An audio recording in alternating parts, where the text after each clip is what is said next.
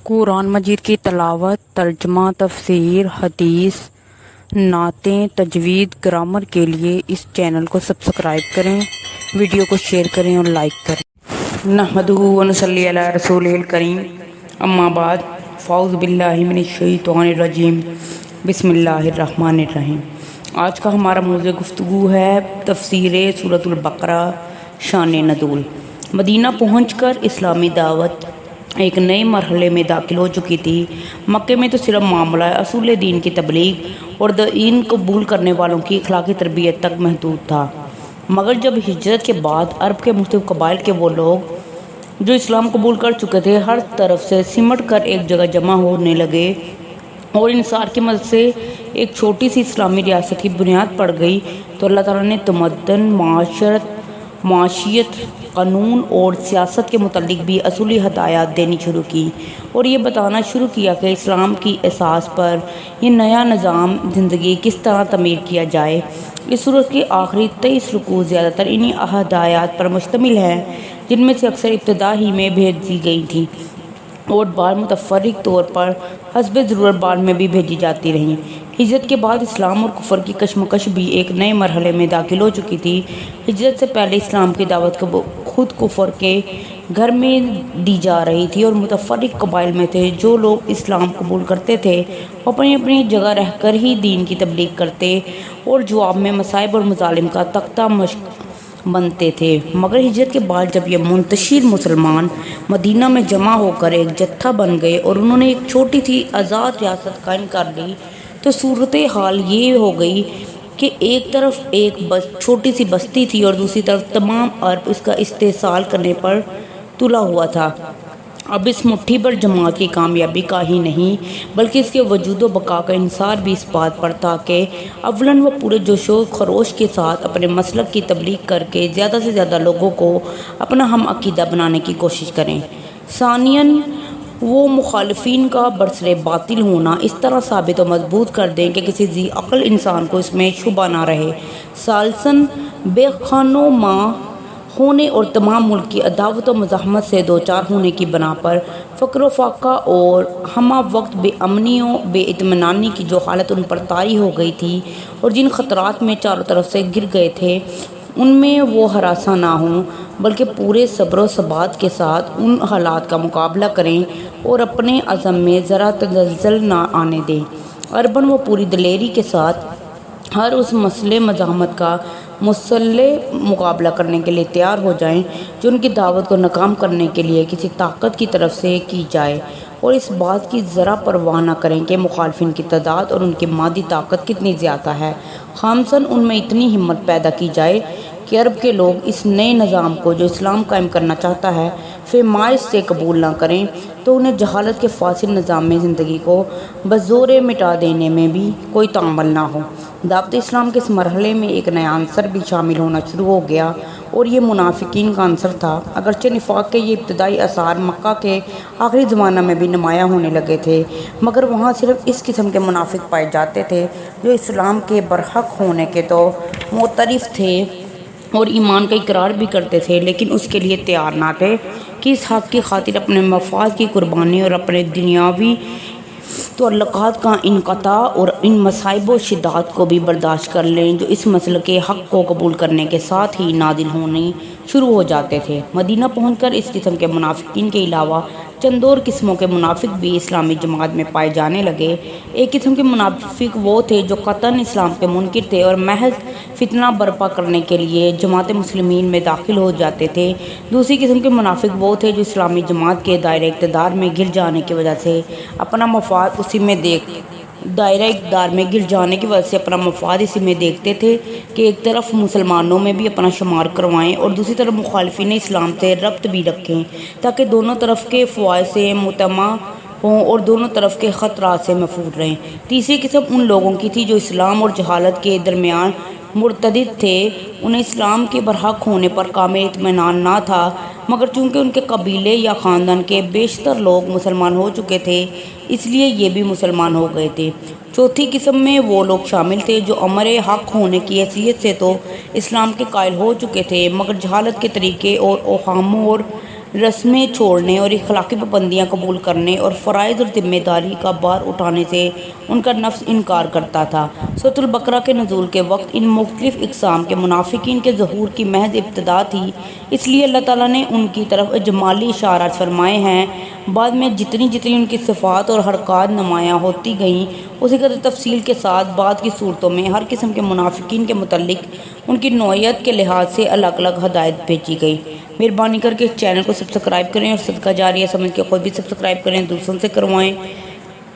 फ़ज़ाइल सूरतुल बकरा, ये कुरान करीम की सबसे बड़ी सूरत और सब बहुत से अहकाम पर मुश्तमिल है। रसूलुल्लाह सल्लल्लाहु अलैहि वसल्लम ने फरमाया, सूरतुल बकरा को पढ़ा करो क्योंकि इसका पढ़ना बरकत है और इसका छोड़ना हसरत और बदनसीबी है और अहले बातिल इस पर काबू नहीं पा सकते हैं। कर्तबी रहमतुल्लाह अलैह ने सैयदना अमीर माविया से नकल किया है कि उस जगह अहले बातिल से मुराद जादूगर हैं। मुराद ये है कि इस सूरत के पढ़ने वाले पर किसी किस्म का जादू न चलेगा। और रसूलुल्लाह सल्लल्लाहु अलैहि वसल्लम ने फरमाया, सूरतुल बकरा सनाम कुरान और ज़ूरतुल कुरान है। सनाम और ज़ूरा वो चीज़ है कि आला व अफजल हिस्सा को कहा जाता है। इसकी हर आयत के नज़ूल के वक्त 80 फरिश्ते इसके जल्लू में नाजिल होते थे। सैयदना अबू हुरैरा की एक हदीस में है, इस सूरत में एक ऐसी आयत है जो तमाम आयत कुरान में अशरफ व अफजल है और वो आयतुल कुर्सी है।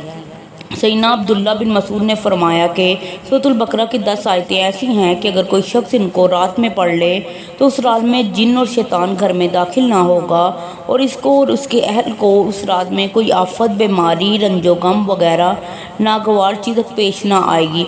और अगर ये आयतें किसी मजनून पर पढ़ी जाएँ तो उसको अफाका होगा। वो 10 आयतें ये हैं, 4 आयतें शुरू सूरत बकरा की, फिर 3 आयतें दरमियानी यानी आयतुल कुर्सी और इसके बाद की 2 आयतें, फिर आखिरी सूरत बकरा की 3 आयतें। सैयदना मोकल बिन यसार रज़ियल्लाहु ताला अन्हु फरमाते हैं कि रसूलुल्लाह सल्लल्लाहु अलैहि वसल्लम ने फरमाया, सूरतुल बकरा कुरान की कोहान और इसकी बुलंदी है। इसकी एक एक आयत के साथ 80 फरिश्ते नाजिल होते थे और बिलखसूस आयतुल कुर्सी तो ख़ास अर्श के तले से नाजिल हुई है और इस सूरत के साथ मिलाई गई। मसनद अहमद में, सही मुस्लिम, तिरमिज़ी और नसाई में हदीस है कि अपने घरों को कब्रें ना बनाओ बल्कि घर में सूरत बकरा पढ़ी जाए, वहाँ शैतान दाखिल नहीं होगा। एक और हदीस में है कि जिस घर में सूरत बकरा पढ़ी जाए वहाँ से शैतान भाग जाता है।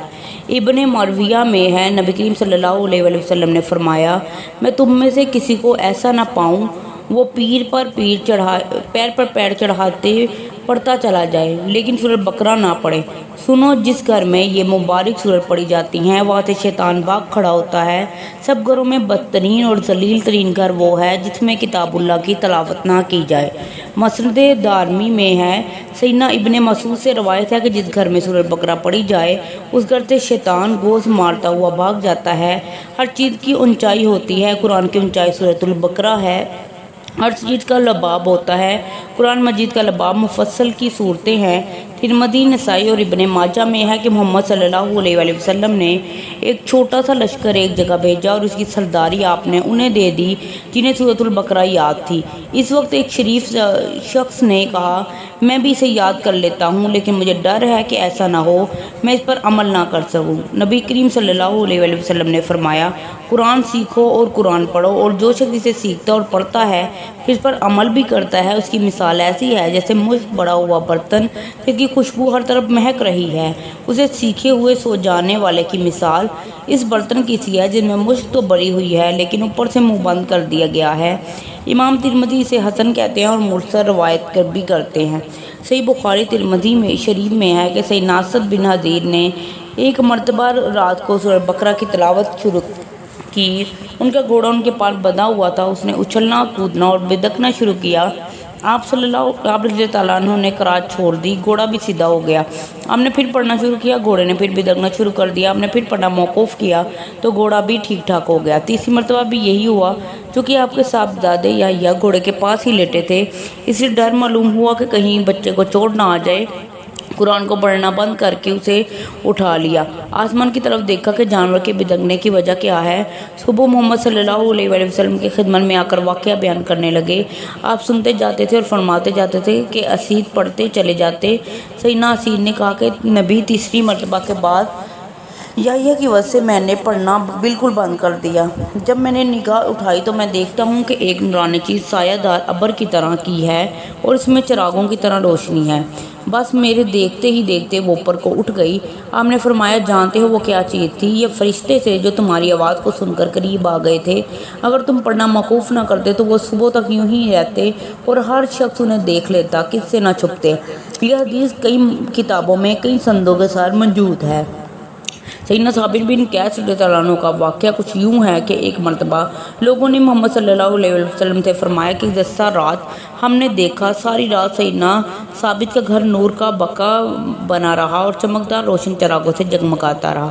محمد صلی اللہ علیہ وسلم نے فرمایا شاید انہوں نے رات کو سورہ بقرہ پڑھی ہوگی۔ جب ان سے پوچھا گیا تو انہوں نے کہا کہ سچ ہے رات کو میں سورہ بقرہ کی تلاوت میں مشغول تھا۔